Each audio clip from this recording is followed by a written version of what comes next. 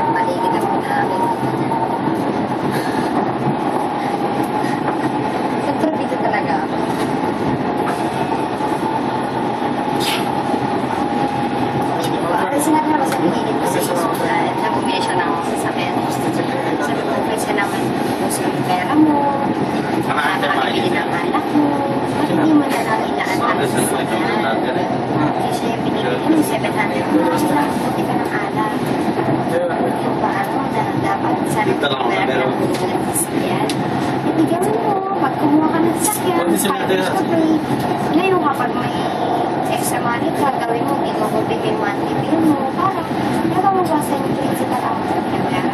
Matalangin mo na sa kontrata, syempre, kung pwede. What if, terminate mo yung contract, may pera ka na, ika-cash mo na siya, so dapat, ano mo yun dapat? 50% yung babayaran mo.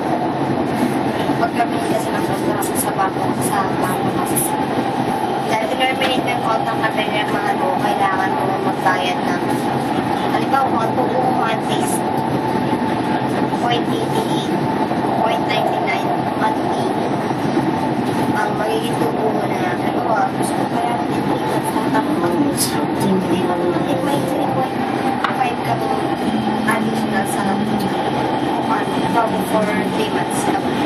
Kalahatan ako tapos, pero mas makakalis ka pwede mo. Sabi ko, sa akin, yun ang alam ako pagdating sa bangko, pero hindi ko alam pagdating sa sasakyan. Pero kailangan alamin